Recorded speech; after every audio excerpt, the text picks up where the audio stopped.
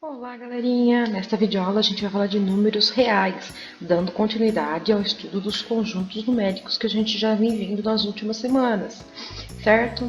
Então bora lá, para começo de conversa, vamos falar das dízimas periódicas, que são nada mais nada menos que números racionais. Lembra desse quezinho aí? Racionais, com infinitas casas decimais e com períodos repetidos. Elas podem ser escritas na forma de fração. Isso mesmo, olha aqui dois exemplos para vocês. 0,444, 3 pontinhos. Opa, é uma dízima periódica, é um número com infinitas casas decimais, ou seja, infinitos números após a vírgula. E a fração que representa essa dízima é 4 sobre 9. Então, 0,4444, 3 pontinhos. Eu já sei que é um número com infinitas casas decimais que se chama dízima periódica. Esses 3 pontinhos, então, nos garantem que esse número é infinito após a vírgula, hein? Se tiver sem os pontinhos, não é dízima. Muito bem, olha o outro exemplo, 0,63636363. Para não ficar repetindo um monte de vezes, acrescentamos os 3 pontinhos indicando. E a fração desse 0,6363, 7 sobre 11, então. Maravilha, né? Facinho, né? Ótimo! As dízimas podem ser simples ou compostas. Olha aqui alguns exemplos de dízimas simples e alguns exemplos de dízimas compostas, tá bem? Mas qual a diferença entre elas? Olha, repare aqui, na dízima simples, primeiro exemplo, o número 1 é o único número que se repete depois da vírgula. Somente. No segundo exemplo, 52 é o único período que se repete, 52, 52, 52. No terceiro exemplo, 327, olha lá, 327, 327, 327, e assim por diante. Já nas dízimas periódicas compostas, tem um número depois da vírgula ou mais que não se repete. Só depois é que vem o período que se repete. Esse primeiro exemplo, o 3 não se repete, mas o 4 continua repetindo infinitamente. Olha o próximo exemplo, o 2 não se repete, mas o 465, 465 se repete infinitamente. E no último exemplo, o 7 não se repete, mas o 1 se repete infinitamente. Então temos dois tipos de dízimas, mas todas elas têm infinitas repetições padronizadas depois da vírgula. Tudo bem até aí? Maravilha! Bora lá! Fração geratriz. Toda dízima periódica tem uma fração geratriz, como a gente já viu no exemplo lá atrás, né? Então, olha lá. Aqui eu tenho uma dízima periódica e ela pode ser escrita na forma de fração. 0,1111, infinitamente após a vírgula, é a mesma coisa que 1 sobre 9. Pega uma calculadora aí e tira a prova. Se você fizer 1 dividido por 9, dá exatamente 0,1111, certo? E que não cabe no visor da calculadora. Então, se você reparar, lá no finalzinho não tem 3 pontinhos na calculadora, certo? Eles arredondam o número, mas você vai perceber que é infinito, que é uma dízima, tá bem? Olha outro exemplo, 4,55555. A fração que representa essa dízima é 41 sobre 9. E um último exemplo, olha lá, 6,323232.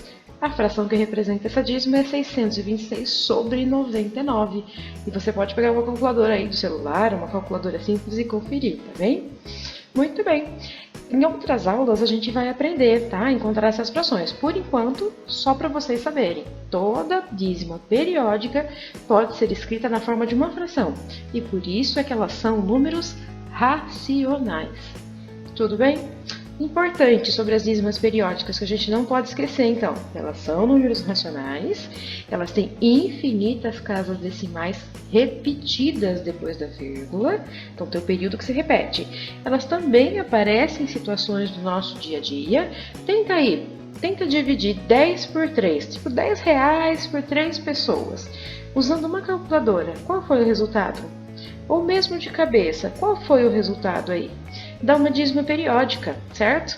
Claro que na vida real a gente arredonda o valor, certo?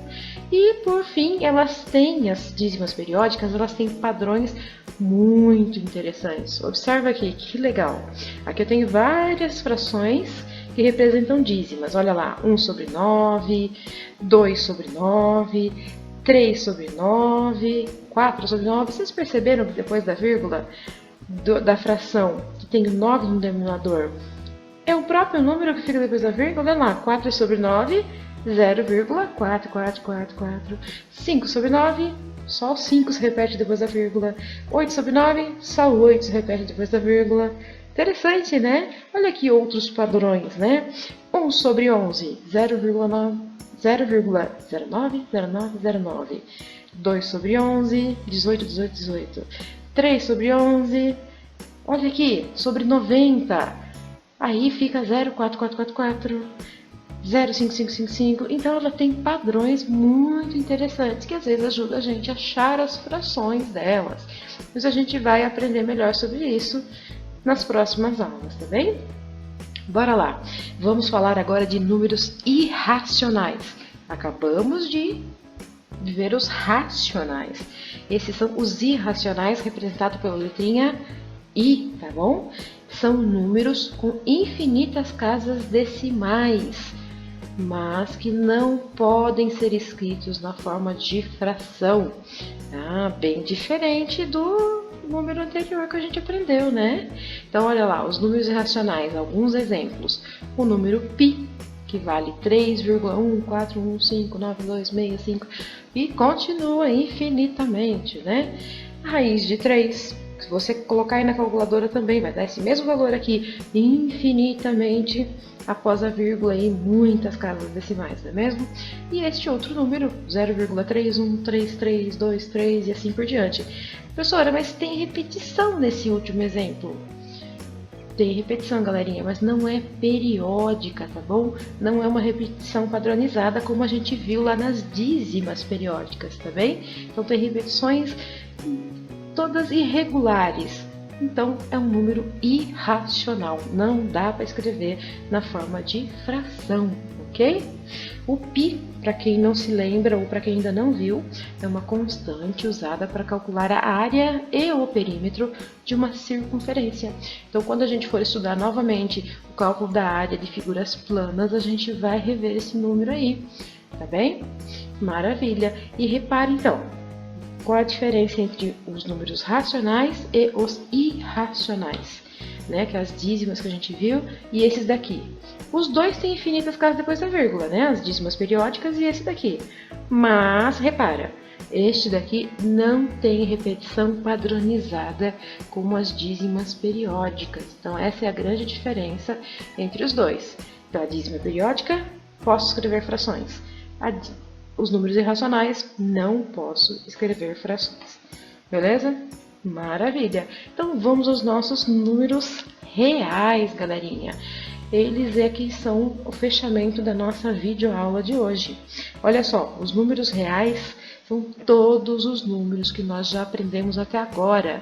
São os números naturais. Lembra os primeiros números que aprendemos na escola? 0, 1, 2, 3 até infinito.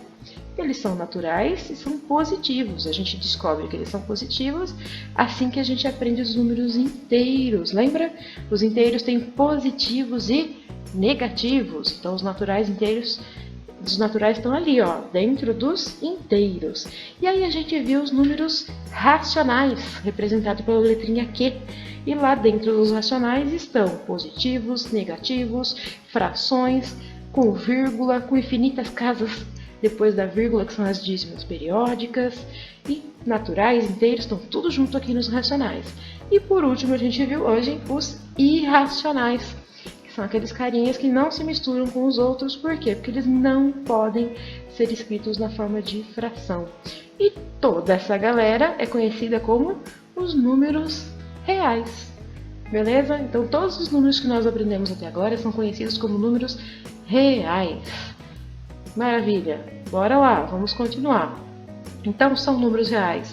Alguns exemplos aqui para vocês. O número 1, essa dízima periódica, olha, 5,787878, os 3 pontinhos indica que é infinita. Essa fração, 3 quartos. A raiz de 29, se você fizer na calculadora, vai dar infinitas casas depois da vírgula. Opa, mas espera lá, é um número irracional, professora? É real? É real. Maravilha, o número π, que a gente já viu ali nos irracionais, é real? É real. 20,46, um decimal? Sim, é real. 0,134687, número real. Menos 13, número real. 0, 2021. Existem, obviamente, infinitos números reais. Beleza? Maravilha! Pessoal, só atenção, hein? Presta bem atenção. As raízes quadradas de números negativos não são números reais, hein? Por exemplo, se pedissem para você calcular raiz quadrada de menos 4, não é um número real. Não existe resposta para esta raiz nos números reais, dentro do conjunto dos números reais, tá bom? Por quê? Toda vez que a gente resolve uma raiz quadrada, a gente está procurando um número que é elevado ao quadrado de menos 4. Olha aqui, eu tentei elevar ao quadrado o número 2, menos 2. Elevar ao quadrado é ele vezes ele mesmo. Então, menos 2 vezes menos 2. Opa, pela regra inicial, não dá menos 4, dá mais 4. E se eu tentasse elevar 2 ao quadrado, também não daria menos 4. Então, a gente não consegue, com os números reais, encontrar uma resposta para essa raiz, tá bem? No futuro, vocês vão aprender outros tipos de número. Aí sim, vocês terão resposta para essa raiz. Por enquanto, se você encontrar uma raiz quadrada de número negativo, então você pode dizer que não existe resposta no conjunto dos números reais, tá bom? Maravilha! Então, olha lá, não há dois números iguais que multiplicados dê menos 4. Então, nós não conseguimos ainda responder esta raiz aqui. Pessoal, por hoje é só. É uma videoaula mais curtinha, espero que vocês tenham gostado. Não se esqueçam de fazer a atividade, tá bom? Que eu coloquei lá pra vocês. Tá muito legal, tem desafio, quem fizer desafio ganha ponto extra. Maravilha! Então, boa semana, tudo de bom pra vocês. E espero as dúvidas de vocês, hein? Tchau, até a próxima!